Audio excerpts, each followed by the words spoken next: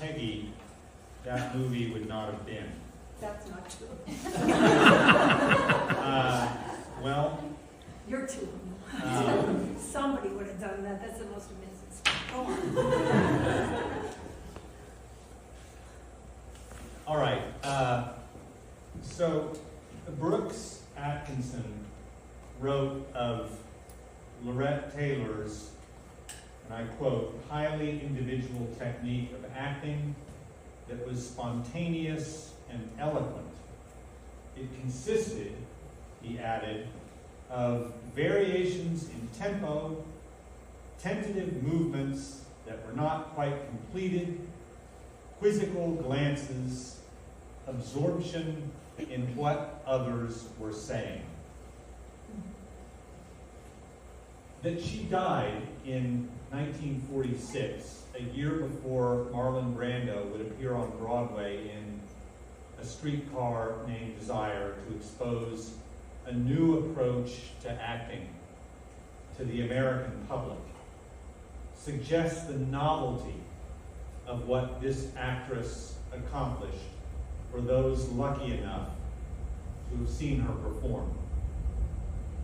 In a tradition that half a century before was still instructing thespians with diagrams as to what poses to strike associated with specific emotions, Laurette Taylor was living inside of moments,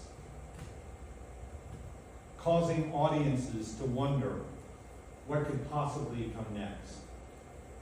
Uta Hagen revered her. Charles Durning said, I thought they pulled her off the street. She was so natural. Since entering graduate school to train as an actor many, many years ago, I've been trying for nearly 40 years to achieve even a fraction of what she apparently did on stages nightly.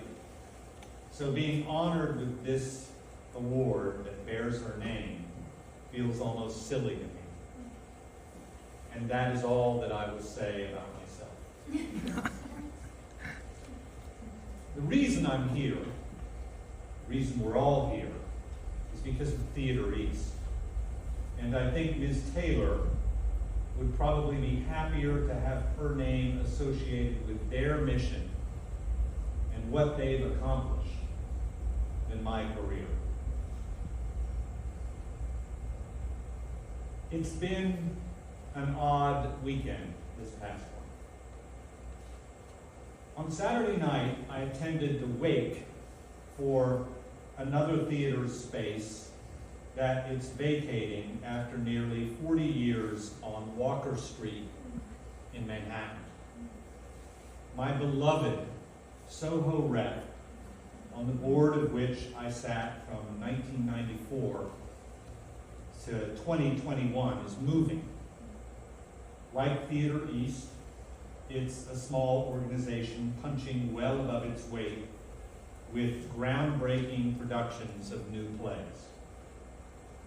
I don't know if it'll ever find another permanent home because places like Soho Rep and Theater East are in peril, even while we must all consider them theater's best hope.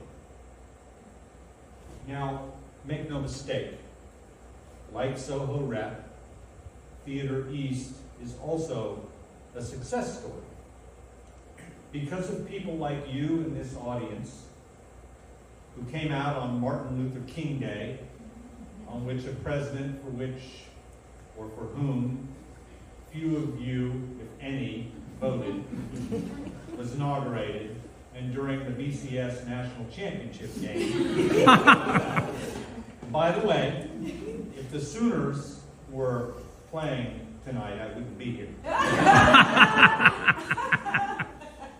But because of people like you, who support this theater company, it produces exciting new work regularly, is home to a cadre of dedicated artists, and has leaders in Judd and Krista, along with Mike Julia, and Zach, who are dedicating their lives to supporting its mission. And why do I paragon places such as this? Because it is where new work happens, and the new work of today is done by those considered seminal tomorrow. At Little Soho Rep, we produced the inaugural works of 2 Pulitzer Prize winners in productions crafted by directors and designers who would go on to win Tony Awards. With your continuing support, Theater East can and will do the same. I promised I wouldn't talk any more about myself, but my first jobs were in places like this. Soho Rep, New York Theater Workshop, when its home was a 99-seat theater on Perry Street. Baca Downtown in Brooklyn.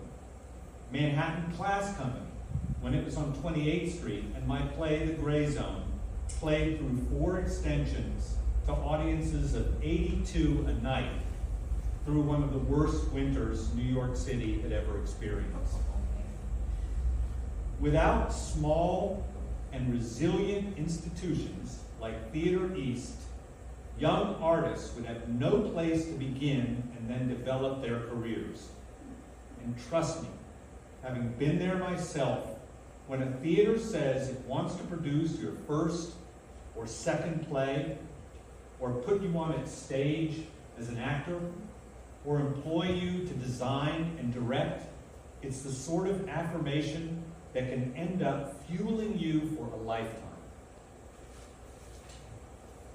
And no, it's not of paramount importance that we divert resources needed elsewhere to help realize the dreams of quixotic young artists.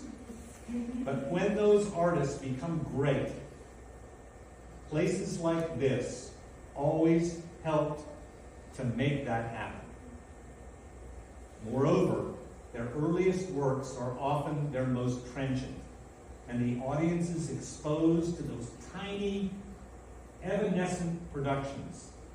Never forget them. Complex stories simply told. That's how this place defines itself. True enough.